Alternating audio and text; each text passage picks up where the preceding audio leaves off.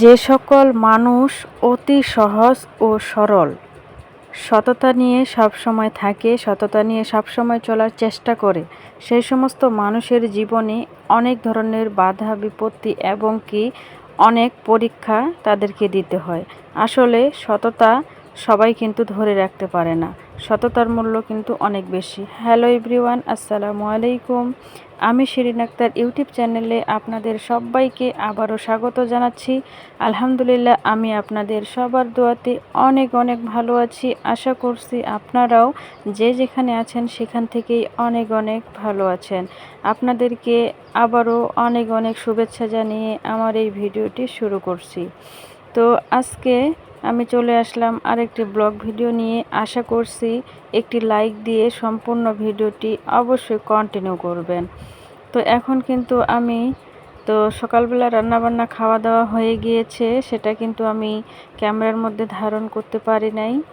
তো যেহেতু আমার অনেক ধরনের সমস্যা আছে, সেই সমস্যার কারণে আমি কিন্তু প্রতিটা কাজ আমি ক্যামেরার মধ্যে ধারণ করতে পারি না। তো এখন রান্নাবান্না খাওয়া দাওয়া শেষ হয়ে গেছে, আমার হাজব্যান্ডও চলে গিয়েছে। যাওয়ার পরে এখন তো ঘর গোছানো পালা। আর আমার কালকে কিছু বাজার নিয়ে আসছিলো, আম নিয়ে আসছিলো আমার হাজব্যান্ড। তো আমগুলো আর মুড়ি সেগুলো কিন্তু আমি এখন গুছিয়ে রাখতেছি। তো আমার বাচ্চাগুলো আমার পাশে বসে আছে। তো আমরা কিন্তু এখানে এখন আমও খাবো। তো এখন কিন্তু দুপুর সময় হতে যাচ্ছে। তো সংসারের কাজকর্ম তো আমাদেরকে করতেই হবে, কিন্তু অহেতুক আমি কিন্তু কখনো বাইরে ঘোরাফেরা করি না। সংসারের কাজকর্ম সবসময় করতে বেশি পছন্দ করি, সবসময় নিজেকে কাজের মধ্যে ব্যস্ত রাখতেই কিন্তু আমি পছন্দ করি।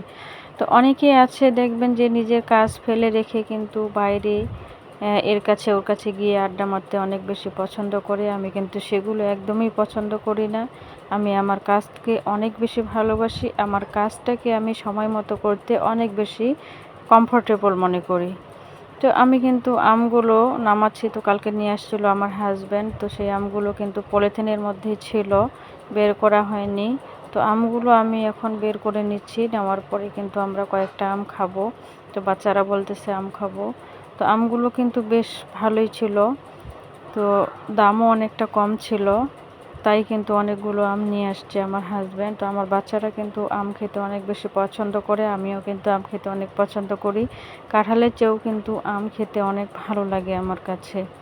তো যেগুলো বেশি পাকা সেগুলো একটু আলাদা রাখতেছি, আর যেগুলো একটু হালকা পাকা আছে সেগুলো কিন্তু পরে খেলেও চলবে, তাই সেগুলো কিন্তু ভিতরে রাখতেছি। আর যে আমগুলো পাকা সেগুলো কিন্তু আমি চিপে চিপে দেখতেছি, সেই আমগুলো উপরে রাখতেছি। তাহলে উপরের আমগুলো কিন্তু আমরা আগে খেতে পারবো, আর ভেতরে যে কাঁচা কাঁচা একটু আমগুলো আছে সেই আমগুলো কিন্তু কয়েকদিন পরে খেলেও চলবে। তো সেই জন্যই কিন্তু হাত দিয়ে আমরা চিপে চিপে দেখতেছি। তো এখন কিন্তু আমি কয়েকটা আম কেটে নিব, নেওয়ার পরে কিন্তু আমরা খাবো। বাচ্চারা বসে আছে, তারা আম খাবে। তো আমি যেটা বলছিলাম যে বর্তমানে যে সকল মানুষ অনেক সহজ সরল হয়, সেই সমস্ত মানুষের জীবনে অনেক অনেক বেশি বিপদ আপদ হয়। আর যে সকল মানুষ সততা নিয়ে থাকে, সবসময় সততা নিয়ে চলার চেষ্টা করে, সেই সমস্ত মানুষদেরকে অনেকেই পথভ্রষ্ট করার জন্য উঠে পড়ে লেগে যায়। আসলে এটাই কিন্তু বাস্তব। তো প্রথমে আমি যে আমটি কেটেছি সেই আমটি কিন্তু পুরোটাই একেবারে পচা। তো উপরে কিন্তু বোঝা যায়নি যে আসলে আমটা অনেক পচা ছিল। তো পরে যখন কেটে দেখতেছি সেই আমটা কিন্তু পোকা দিয়ে ভরে গেছে। তো ওই আমটি আমি আলাদা জায়গায় রেখে দিলাম, দেওয়ার পরে অন্য আরেকটি আম নিলাম। এই আমটির নাম হচ্ছে হাড়িভাঙা আম, আর পাশে দুইটা বড় বড় আম আছে, সেটা হচ্ছে বানানা আম। তো এই আমগুলো কিন্তু খেতে অনেক মজা লাগে, ভালো লাগে আমার কাছে। তো যাই হোক, যেটা বলছিলাম যে যে সকল মানুষ সৎ, তার জীবনে অনেক বেশি পরীক্ষা দিতে হয়, আর তাকে পথভ্রষ্ট করার জন্য অনেকেই কিন্তু চেষ্টা করে, তাই না? তো এটা আমি কেন বললাম, আসলে আমি অনেক সাধারণ একটা মেয়ে, আর সব সময় সৎভাবে চলাফেরা করার চেষ্টা করি। ঠিক সেরকমই কিন্তু আমার হাজব্যান্ডও অনেক অনেক সহজ সরল মানুষ। সে কিন্তু খুবই সহজ সরল প্রকৃতির একজন মানুষ, আর অনেক সৎ মানুষ। তার মতো মানুষ আসলেই আমার আশেপাশে খুব কমই দেখেছি। অনেক ভালো একটা মানুষ, কিন্তু সেই মানুষটাকে সবাই ঠকিয়ে যাচ্ছে, বারবার করে তাকে ঠকিয়ে কিন্তু গেছে। তো যাই হোক, যে যাই করুক না কেন, আমরা সব সময় আমাদের সততা নিয়ে থাকার চেষ্টা করব, চলার চেষ্টা করব। অন্যরা আমাদেরকে যতই খারাপ রাখার চেষ্টা করুক না কেন, আমাদের ক্ষতি করার চেষ্টা করুক না কেন, আমরা সব সময় আমাদের পথে অটল থাকব, তাই না? আসলে জীবন সংসারে আমি দেখেছি, শুরুর দিকে আমি এত কিছু জানতাম না, বুঝতাম না, সংসার সম্পর্কে কোনো কিছু জানতামও না, বুঝতাম না। তাই তো আমার শুরুর দিকে সাংসারিক জীবনে অনেক বেশি আমাকে কষ্ট পেতে হয়েছে। আসলে সেই কষ্টের দিনগুলো আমি যদি এখনও মনে করি, আমার কাছে কিন্তু অনেক বেশি খারাপ লাগে, জানেন? আসলে জীবনে যখন কোনো কিছু ঘটে যায় তখন কিন্তু আমরা বুঝতে পারি না। পরবর্তী সময়ে কিন্তু আমরা সেটা বুঝতে পারি যে আসলে আমাদের জীবনে কী হয়েছে। তখন যদি একটু বুঝতে পারতাম তাহলে মনে হয় আরেকটু ভালো থাকতে পারতাম, তাই না? আসলে আমরা কিন্তু সময় মতো সব কিছু বুঝতে পারি না। তাই আমাদেরকে কিন্তু অনেক বেশি কষ্ট পেতে হয় জীবনে। প্রতিটা সময়, প্রতিটা মুহূর্ত কিন্তু আমাদের অনেক বেশি মূল্যবান। তাই প্রতিটা সময়ে, সময়ের সাথে সাথে প্রতিটা কাজ করা উচিত আমাদের। তো বেশি সততাও কিন্তু ভালো নয়। আসলে যতটুকু প্রয়োজন সাধারণভাবে ততটুকুই কিন্তু ভালো। আসলে কোনো কিছুই বেশি ভালো নয়। এই কথাগুলোর মানে হচ্ছে, আমার হাসব্যান্ড অনেক সহজ সরল হওয়ার কারণে তাকে কিন্তু তার আশেপাশে থাকা মানুষগুলো অনেক বেশি ঠকিয়েছে, জানেন? সেই কথাগুলো আমি যখন ভাবি, আমার যখন মনে হয়, আমি কিন্তু অনেক বেশি কষ্ট পাই। আসলে আমি এই মানুষটার দিকে তাকিয়ে দেখে অনেক সময় অনেক বেশি খারাপ লাগে। আসলে আমি চিন্তা করি যে আসলে এই মানুষটা এত সৎ, তারপরেও তার জীবনে এত বেশি কষ্ট পেতে হয়েছে এবং কি অনেক কিছু তাকে হারাতে হয়েছে।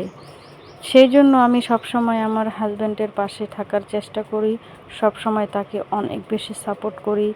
আমি চেষ্টা করি যেন তাকে আমি একটা ভালো জায়গায় দেখতে চাই, তাকে একটা ভালো পজিশনে দেখতে চাই, সে যেন একটু নিজের পায়ে দাঁড়াতে পারে। আসলে সে ব্যাপারে আমি কিন্তু আপ্রাণ চেষ্টা করি। বর্তমান সমাজে টাকা পয়সা ছাড়া কিন্তু কেউই কাকে মূল্য দেয় না।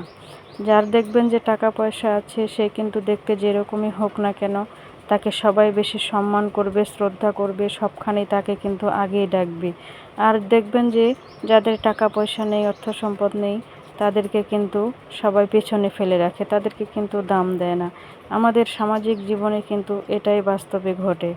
তো যাই হোক, টাকা পয়সা ছাড়া কিন্তু এই জামানায় কেউ কাউকে মূল্য দেয় না। টাকা পয়সাই হচ্ছে এখন সম্মানের মূল। টাকা পয়সা থাকলে অনেক সম্মান থাকে, টাকা পয়সা না থাকলে সম্মান থাকে না। তো যে যাই বলুক না কেন, আসলে আমি সবসময় চেষ্টা করি আমার পরিবারটাকে আমি যেন কিভাবে ভালো রাখতে পারবো, আর আমরা কিভাবে একটু ভালো জায়গায় যেতে পারবো, আমার হাজব্যান্ডকে আমি কিভাবে ভালো জায়গায় দেখব, সেটা নিয়ে সব সময় ভাবি। আমি চেষ্টা করি যেন আমার হাজব্যান্ডকে ভালো একটা অবস্থানে নিয়ে যাওয়ার জন্য আমার যতটুকু প্রয়োজন আমি চেষ্টা করে চলছি, অবশ্যই চেষ্টা করব। আর জীবনে অনেক আশা আছে, অনেক স্বপ্ন আছে, জানি না সেই আশাগুলো, সেই স্বপ্নগুলো কখনো পূরণ হবে কি না।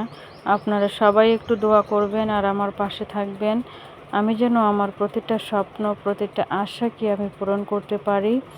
আর যদি হায়াতে বেঁচে থাকি, ইনশাআল্লাহ আমি চেষ্টা করে যাব আমার হাজব্যান্ডকে আমি একটা ভালো জায়গায় অবশ্যই নিয়ে যাব ইনশাআল্লাহ, যদি বেঁচে থাকলাম। তো সবাই আমাদের জন্য দোয়া করবেন, আমরা যেন আমাদের সেই কাঙ্ক্ষিত একটা লক্ষ্য আছে, সেই লক্ষ্যে যেন পৌঁছাতে পারি। আর আমার বাচ্চা দুটোকে যেন আমি ভালোভাবে মানুষ করতে পারি, সে ব্যাপারে আমি সব সময় অনেক সচেতন থাকার চেষ্টা করি। তো ওই মানুষটাকে দেখিয়ে আমি কিন্তু অনেক কিছু শিখেছি তার কাছ থেকে। সে কিন্তু অনেক সততা নিয়ে সব সময় থাকে। আমিও কিন্তু ঠিক সেই রকমই। সৃষ্টিকর্তা আসলে যাকে যেই রকম প্রয়োজন তাকে সেই রকমই কিন্তু তার সাথে একটা মানুষের আর কি একটা মানুষকে মিলিয়ে দেয়, তাই না?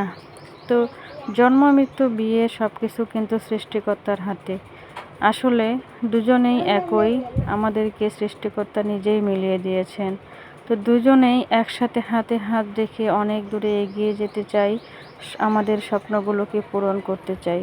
সে কিন্তু আমাকে অনেক বেশি ভালোবাসে আর আমাকে অনেক বেশি রেসপেক্ট করে, আর আমিও কিন্তু তাকে অনেক বেশি ভালোবাসি। তো আমরা আলহামদুলিল্লাহ, যে অবস্থানে আছি সৃষ্টিকর্তার দরবারে অনেক অনেক শুকরিয়া আদায় করি। আমরা অনেক ভালো আছি বাচ্চা কাচ্চা নিয়ে। আমার হাজব্যান্ড যে ইনকাম করে সেটা নিয়ে আলহামদুলিল্লাহ অনেক বেশি ভালো আছি। এর থেকে ভালো আসলে আশা করা যাবে না, কারণ যে অবস্থানে যখন আছি সেই অবস্থানেই কিন্তু শুকরিয়া আদায় করতে হবে। এভাবেই যেন আমরা সারা জীবন ভালো থাকতে পারি, হ্যাপি থাকতে পারি, এটাই কিন্তু সবসময় চাইব। তো এখনও পর্যন্ত আমার এই ভিডিওটির সাথে যারা আছেন, থেকেছেন, আপনাদেরকে অসংখ্য ধন্যবাদ জানাই। যারা এখনও পর্যন্ত একটা লাইক দেননি, অবশ্যই ভিডিওর মধ্যে একটা লাইক দিয়ে ভিডিওটি কন্টিনিউ করবেন। যদি ভিডিওটা আপনাদের কাছে ভালো লাগে যায় তাহলে অবশ্যই সাবস্ক্রাইব করে পাশেই থেকে যেতে পারেন। আসলে আমরা যারা অনলাইনে এসেছি, আমরা যদি সবাই সবার পাশে থাকি, সবাইকে একটু ভালোবাসা দেই, তাহলেই কিন্তু আমরা আমাদের স্বপ্নটাকে পূরণ করতে পারবো, তাই না? আর আমরা যদি হিংসা করি, আমরা যদি কাউকে ভালো না বাসি, তাহলে কিন্তু আমরা এখানে কেউই কোনো কিছু করতে পারবো না। আপনারা আমাকে ভালোবাসা দেবেন, আমি আপনাদেরকে ভালোবাসা দেব। এইভাবেই আমরা সবাই সবাইকে ভালোবাসা দিয়ে আমরা এগিয়ে যাব সাফল্যের পথে, তাই না? তো কথা বলতে বলতে আমরা কিন্তু আম খেয়ে নিচ্ছি। আমার ছোট্ট মেয়ে আর আমি কিন্তু আম খেয়ে নিচ্ছি। সে বলল যে আর খাবে না, তো সেই আমগুলো কিন্তু আমি খেয়ে নিচ্ছি। তো আম খেতে আমার কাছে কিন্তু ভালোই লাগে। আপনাদের কাছে কেমন লাগে জানি না। তো আমার কাছে অনেক ভালো লাগে, কাঁঠালের চেয়েও কিন্তু আম খেতে। তো তারপরে কিন্তু একটু বাইরে বসছিলাম। তো বসে কিন্তু বাইরে যে গাছপালার নিচে একটু বসে সেখানে আরাম করছিলাম। তো জায়গাটা অনেক সুন্দর ছিল আর অনেক বাতাস ছিল। তো সবাই ভালো থাকবেন। আজকের মতো এখানেই বিদায় নিলাম। আল্লাহ হাফেজ।